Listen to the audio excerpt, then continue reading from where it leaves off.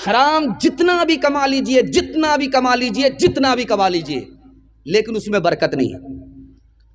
کماتے کماتے آپ تھک جائیں گے، پیسہ نظر نہیں آئے گا، اللہ چوہے کا 72 مان نکال دے گا۔ وکیل کی جیب میں الگ جائے گا، ڈاکٹر کے فیس میں الگ جائے گا۔ آپ کماتے کماتے تھک جائیں گے، پیسہ نظر نہیں آئے گا۔ کیوں؟ حرام میں کثرت ہے، برکت نہیں ہے۔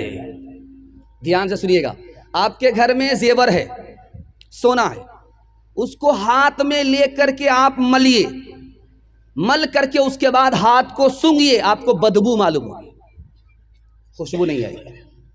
سونا کتنا قیمتی ہوتا ہے، گھر میں زیور ہے عورتوں کے پاس، اس کو لے کر کے ہاتھ میں آپ زور سے ملیے، مل لینے کے بعد ہاتھ کو ناک سے لگائیے تو آپ کو بدبو محسوس ہوگی۔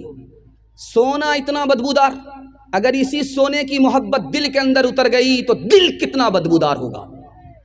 دوسری بات کو یاد رکھیے نکتے کی، پانی جب زیادہ آتا ہے ندی میں، سمندر میں زیادہ پانی جب آتا ہے تو سیلاب آتا ہے، بستی تباہ ہو جاتی ہے، کھیتی تباہ ہو جاتی ہے۔ جب ضرورت سے زیادہ پیسہ آتا ہے تو دین برباد ہو جائے گا۔ تیسری بات کو یاد رکھیے، پانی کے اندر 3 خوبی ہے، اس کا رنگ، اس کی بو، اس کا مزہ۔ ٹھیک ہے تو پانی پاک ہے، پینے کے لائق ہے۔ اگر پانی میں یہ 3 خوبی میں کوئی ایک خوبی ختم ہو گئی، رنگ، بو، مزہ خراب ہو گیا، تو پانی ناپاک ہو جاتا ہے، پینے کے لائق بھی نہیں رہتا۔ جب حلال کے ساتھ حرام آ جاتا ہے تو حلال بھی تباہ ہو جاتا ہے۔ دھیان سے سنیے گا، ایک مثال پر پیغام کو ختم کر رہا ہوں۔ آپ دیکھے ہوں گے سماج میں جب کتا پیشاب کرتا ہے تو ٹانگ اٹھا لیتا ہے، آپ نے دیکھا ہے؟ کتا پیشاب کرتا ہے ٹانگ اٹھاتا ہے، کیوں اٹھاتا ہے یہ راز آپ کو بتا رہا ہوں۔ جب کتا پیشاب کرتا ہے ٹانگ اس لیے اٹھاتا ہے کہ ٹانگ میں پیشاب نہ لگے، اس لیے اٹھاتا ہے۔ لیکن اسی کتا کو دیکھیے گا منہ سے پخانہ اٹھا رہا ہے تو اس وقت اس کو نظر نہیں آتا کہ ٹانگ کو تو بچا رہے ہیں، منہ کو کیوں نہیں بچاتے؟ یہی حرام کمانے والے کا حال ہے، وہ پیشاب سے اپنے کو بچاتا ہے، پخانہ سے اپنے کو بچاتا ہے، یہ گندگی ہے، لیکن پیشاب پخانہ سے بھی زیادہ گندی چیز جو حرام ہے اس کو حلق کے نیچے اتار رہا ہے۔ دیکھیے انسان کو حرام کہاں پہنچاتا ہے۔ آخری مثال پر پیغام ختم کر رہا ہوں، آپ لوگ سننے کے لیے یہاں سے لے کر کے وہاں تک تیار ہے؟ دونوں ہاتھ اٹھائیے انشاءاللہ۔ بیٹی کی شادی فری میں کریں گے، ہاتھ اٹھائیے انشاءاللہ۔ بیٹا کی شادی فری میں نہیں کریں گے، ہاتھ اٹھائیے انشاءاللہ۔ دھیان رکھیے گا، تیزی کے ساتھ نکل جائے گا،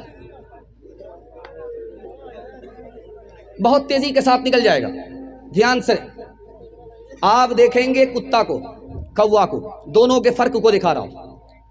کوا کو کوئی چیز اگر کھانے کی ملے گی وہ اکیلا نہیں کھائے گا، پوری بستی کے کوا کو جمع کرے گا، پوری بستی کے کوا کو جمع کرے گا، سمدھی کو بھی، سالا کو بھی، داماد کو بھی، سب کو جمع کرے گا۔